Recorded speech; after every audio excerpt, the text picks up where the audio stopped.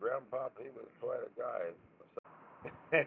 He had an old car he called a Few Willies, and that Few Willies only had one speed. And that was get in high gear as fast as you could, and then on the floorboard.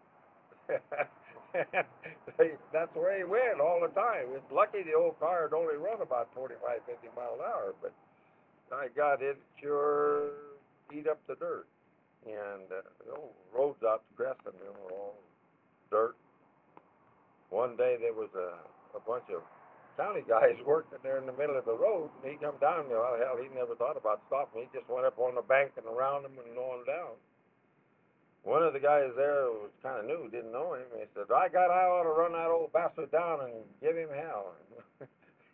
One of the guys says, you don't run him down. You just let him alone. He'll kill you. One time, Dad, Bill, and I were going out to Creston. We met Grandpa coming to town.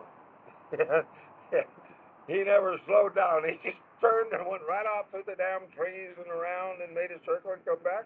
Stopped right beside of us. But he did. He. One time we were going into San Margarita, and I had nothing to do out there. I hooked up a wire to his damn horn, and in the back. I always rode in the back of these old Few Willies. That way I could throw pine cones and rocks. I think they call it a Willie Knight. Well, that was a Willie Knight, but he put it on a Buick frame. That's why he called it the Few Willies. Yeah. I put a bunch of pine cones in there. He was always hauling pine cones to cook his breakfast on, to get a fire started.